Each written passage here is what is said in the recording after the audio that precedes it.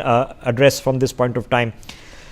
Let's open this up for perspective now, because that's important. Sharad Kohli is with us, Gautam Mukherjee is with us, Sumit Peer joining us on the broadcast, Ashish Pandey and Kailash Vasudev, both of them are lawyers. Kailash Vasudev, of course, senior advocate to Supreme Court. Mr. Vasudev, I'll just come to you in a second. Let me get a thought in from Dr. Kohli. Dr. Kohli, so we are in a fine mess. There's no running away from it, because if an attempt has been made to fix a judge, which means money has been planted and put on fire to create a scandal, that itself is a huge issue, huge Pandora's box of who did it, why did it, how did they get access. If the other is true, that this was actually money lying in the judge's house, whether he says it's my money or not my money, it's not easy to get sacks of money into anybody's house, which is a secure Lutyens Delhi residence. You can't just throw them over the wall. Either way, it's a massive crisis. Now, the Supreme Court is published everything.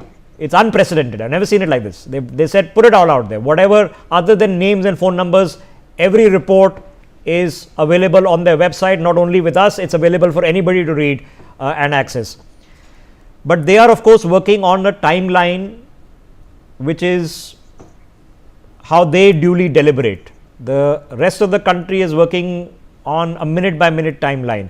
So how do we develop a mechanism for the court to address this problem while they sit and inquire it? Should they appoint someone to be dealing with this? Should the Delhi police appoint someone to be dealing with this? What should we do? Well, good evening, Rishabh, and good evening to my fellow panelists. I think it's a very, very tricky situation.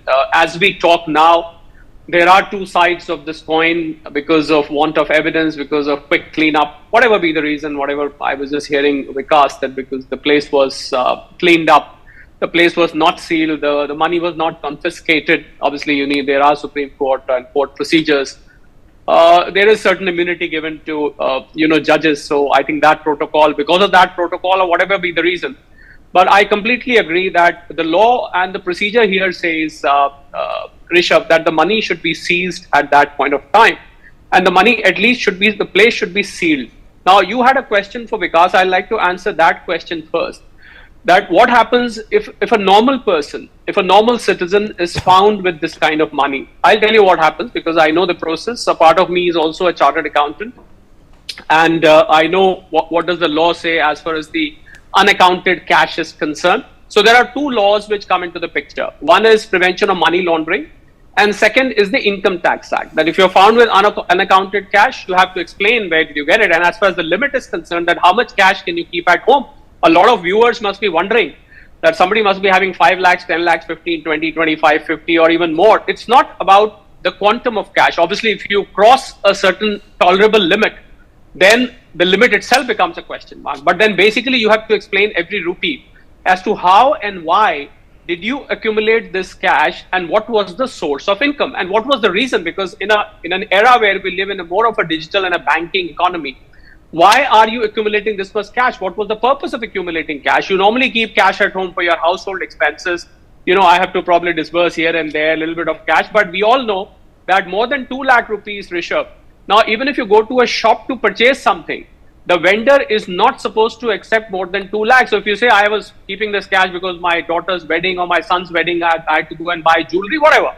You cannot, because more than 2 lakhs of cash is not accepted by the vendor. If you do that, an equal amount is the penalty. So Income Tax Act and Prevention of Money Laundering Act are the two laws which will immediately get attracted, and people from ED and people from income tax will immediately come and take possession of that cash, and it becomes a government property till, of course, the investigation ends. That is the answer to your question which you had put to Vikas. Okay, but Sharad Kohli, so in this case, the person now the statement is on record. He can't go back on it. Unlikely a judge will go back on a statement he's put on record.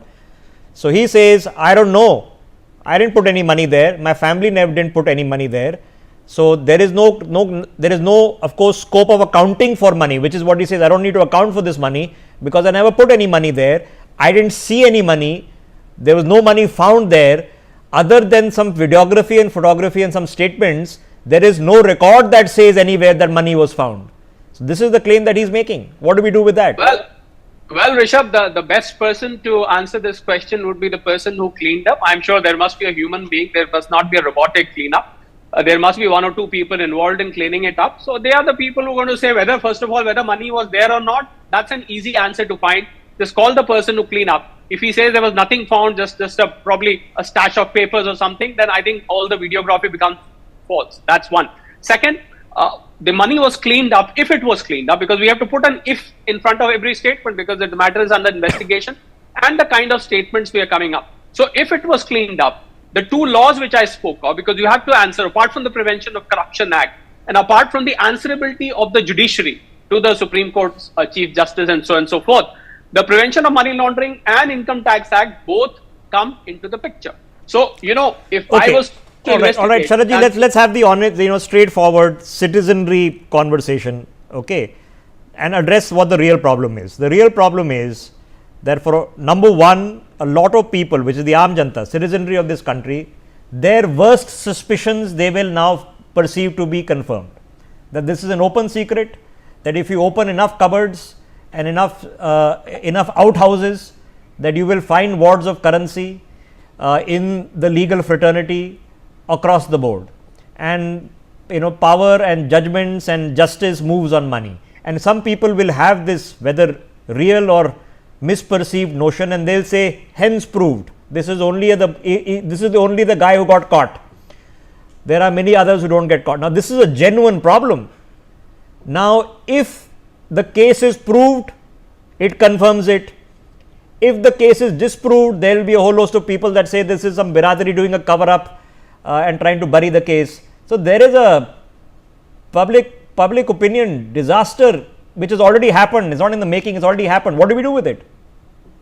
Well, you're right. The perception, the people I've been talking to, Rishabh, since the time this came to the surface, I mean, they give a one-line statement. You rightly said, हम तो पहले ही कहते थे ये सारा का सारा judiciary corrupt है. That is the statement which people are giving. People are saying you should go and investigate other judges, go and investigate other, maybe senior lawyers or whatever.